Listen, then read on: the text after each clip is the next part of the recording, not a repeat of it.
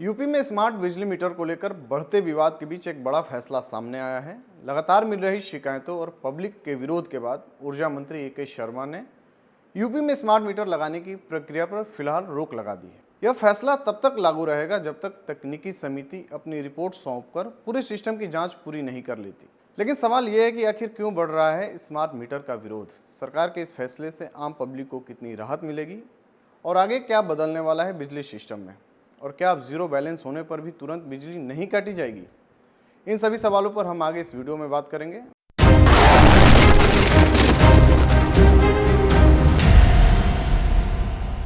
नमस्कार, बोले भारत देख रहे हैं आप और मैं हूं आपके साथ अमित पांडे। चलिए पूरी स्टोरी को हम डिटेल में समझते हैं। दरअसल यूपी में बिजली स्मार्ट मीटर का लगातार विरोध हो रहा है। आए दिन इसको लेकर शिकायतें मिल रही हैं, जिसको लेकर यूपी के ऊर्जा मंत्री ए के शर्मा ने एक बैठक की। लखनऊ के शक्ति भवन में हुई समीक्षा बैठक में ऊर्जा मंत्री ए के शर्मा ने साफ कहा कि जब तक तकनीकी समिति अपनी रिपोर्ट नहीं दे देती तब तक पुराने मीटरों को स्मार्ट मीटर में बदलने की प्रक्रिया पर फिलहाल रोक लगा दी गई है। और साथ ही रात भरी खबर यह भी निकलकर सामने आई है, जिसमें ऊर्जा मंत्री कहते नजर आ रहे हैं कि अगर आपके स्मार्ट मीटर का बैलेंस खत्म भी हो जाए तो आपके घर की बिजली तुरंत नहीं काटी जाएगी।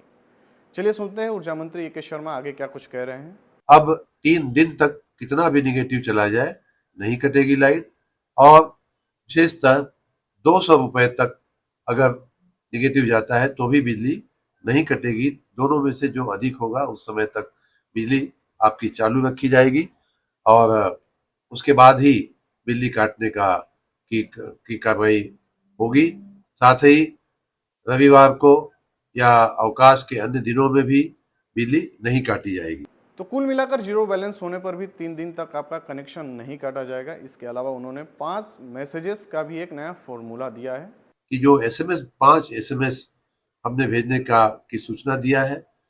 जब रिचार्ज का नया रिचार्ज जब भी होता है उसका 30% अवशेष रह जाए तो पहला एसएमएस जाना चाहिए, 10% अवशेष रह जाए तो दूसरा एसएमएस जाना चाहिए, जीरो हो जाए बैलेंस, जीरो अवशेष रह जाए तो तीसरा जाना चाहिए।